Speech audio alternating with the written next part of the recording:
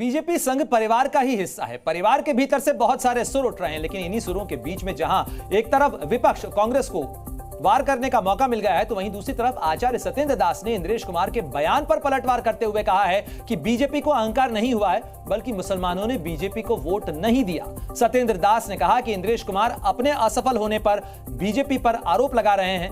साथ ही उन्होंने यह भी कहा कि इंद्रेश कुमार हिंदू और मुसलमानों की जोड़ने की कोशिश कर रहे थे। राष्ट्रीय मुस्लिम मंच उन्होंने बनाया था, लेकिन वो इसमें कामयाब नहीं रहे। और वो चाहते थे कि पहले ही प्रयास बहुत दिनों से करते रहे कि हिंदू मुसलमान की एकता हो जाए और मुसलमान यह जो भाजपा है, भाजपा को वोट दें जिससे कि इनकी विजय हो ऐसा प्रयास करते रहे।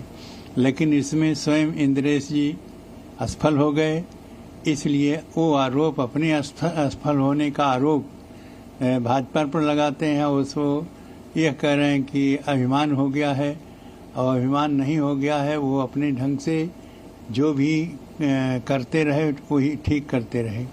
और 241 यदि सांसद उनके हो गए हैं तो ये कम नहीं है, बहुत है। तो लोकसभा चुनाव 2024 में बीजेपी को उम्मीद और दावों के मुताबिक नतीजे नहीं मिले, लेकिन इस पूरे मामले को लेकर लगातार बयानों का सिलसिला अब चल रहा है। आरएसएस नेता इंद्रेश कुमार के बयान को लेकर संजय राउत ने भी तंज किया है। बीजेपी पर हमला करते हुए संजय राउत ने कहा कि भगवान सब देख रहे हैं, जहां जहां भगवान राम रहे वहां वहां बीजेपी हार गई। संजय राउत ने यह भी कहा कि अमित शाह और पीएम मोदी हार चुके हैं।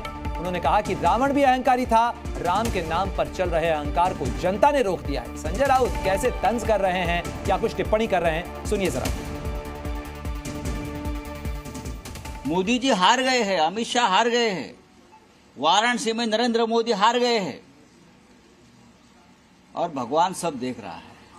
आप अयोध्या हारे, आप चित्रकूट हारे, आप प्रभु श्री राम की भूमि नासिक में हारे, आप रामेश्वरम में हरे, आप रामटेक में हरे। जहां जहां प्रभु श्री राम का वास्तव्य रहा, वो सभी पवित्र भूमि पर अहंकार का पराभव हुआ है। रावण अहंकारी था, इसलिए प्रभु श्री राम ने रावण का पराभव किया, उनका वध किया। आज वही अहंकार राम के नाम पर चल रहा था, जनता ने अहंकार को रोक दिया है, पूरी तरह से पराजित नहीं हुआ है। वो काम आरएसएस को करना पड़ेगा। संजय राउत कैसे तंज कर रहे हैं वो हमने आपको सुनवाया, और अब आपको सुनवाते हैं कि कांग्रेस सांसद प्रमोद तिवारी किस तरीके से इंद्रेश कुमार और मोहन भागवत के बयानों को लेकर वार कर रहे हैं। प्रमोद तिवारी का कहना है कि आरएसएस के लोगों ने ये सारी बातें चुनाव से पहले आखिर क्यों नहीं की, चुनाव के बाद ये सब बोलकर आखिर क्या कहने और जताने की कोशिश की जा रही है। हमें आरएसएस के सर्टिफिकेट की जरूरत नहीं है, हम भगवान राम के भक्त हैं। चुनाव के पहले नहीं दिख रहा था इंद्रेश जी आपको कि भाजपा की चाल में, ढाल में, सूरत में, शकल में उनके दोनों नेताओं के अहंकार भर गया। चलने से दिखता था अहंकार, उनके बोलने से दिखता था अहंकार। कितनी गालियां दी उन्होंने विरोध पक्ष के नेताओं को, तब तो आप खामोश है, भागीदार रहे उनके गुनाह में। जब आज उनकी सरकार नहीं बनी, चुनाव समाप्त हो गया, तब आप सर्टिफिकेट जारी कर रहे हो। अब आपके सर्टिफिकेट की कीमत क्या रहेगी?